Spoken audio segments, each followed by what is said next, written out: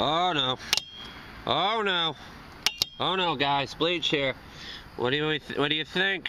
I might have a working PTO clutch for my snapper lt11. So we're cleaning my friend's garage. The guy that helps with the mowers, he used to scrap all sorts of mowers years ago and keep everything from him. And a lot of the stuff is now gone. He sold it off. And what do we find? A PTO clutch that might actually work on my snapper lt11. As you can see, it's getting power because of the clicking. I just been talking to a guy, January 619, asking him the most obvious questions and not realizing it, his lack of sleep. So basically, this thing's getting power. I thought when I basically did this, the pulley would turn. But generally, that pulley's supposed to turn while the engine's running. And he also advised me just to put it on the engine, make sure it works before you get it, which I don't obviously think of because I'm kind of slow. So what I'm saying is my PTO is basically a 4 bolt pattern. This is 3. It should not matter as long as it fits on the crankshaft. And we're gonna probably put it on the engine if I can talk to him and into it and test it, work out some kind of deal with him. I don't really have very much money, as you know. Maybe some money in this trade for odd jobs and help him out with stuff. My engine is a 1984 11 horsepower Briggs horizontal shaft, and some of you smart guys can probably figure out if that would fit on my shaft. If you would know the size, I'm just gonna zoom out in and out on it.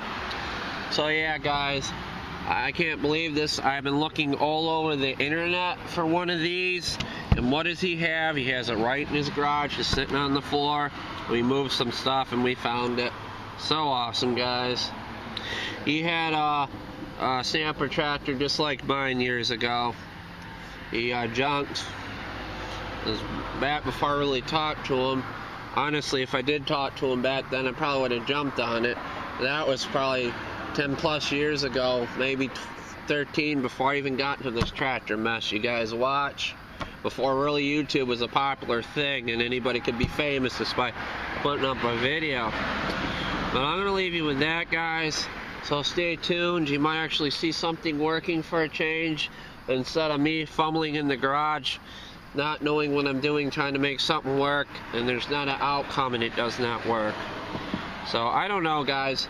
Another thing, I was going to go get the bearing for that pulley today that I showed you. I went to the auto parts place down here. They don't have it. There's another place around here that might. Basically, we're just going to go back to Tractor Supply and see if they have it. I don't see why they wouldn't. I mean, they bought the thing there. We might need a belt guide for the idler pulley for the Simplicity tractor, but we're just going to be stupid to just run it without the belt guide as long as the belt doesn't come off of it. I might need another belt or something. Well, eventually trying to find a belt guide for it on this, I have to wait the next year.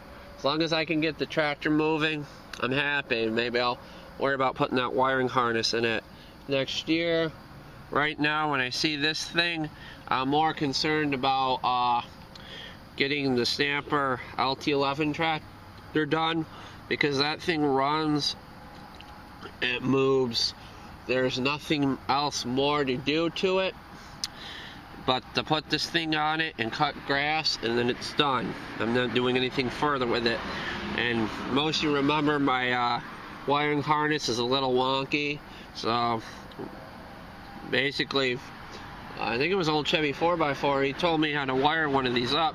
So we're just going to wire it the same way with a toggle switch to the battery with a fuse. And there's not really any fuses on my tractors. I mean, there was at one point, but they're not existent.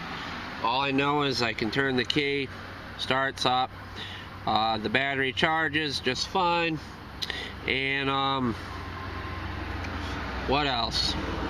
And it shuts off with the key. That's the way I want it. So it's an old tractor. It doesn't have any safety switches on it. When it was originally made, it did, but someone disabled them. So I'm safe, guys. I mean, it's like a tank. There's no way I could flip it. If I even tried, I bet it would flip good. And what's funny about the Snapper LT11, it could probably drive it up the side of a tree or the side of the house and it wouldn't stop, from what I hear about those things. But I'm going to let you guys go until you see me next time. Do not flip your tractor without any safety switches. Maybe you'll start seeing some stuff getting fixed for a change, and not fumbles in the garage.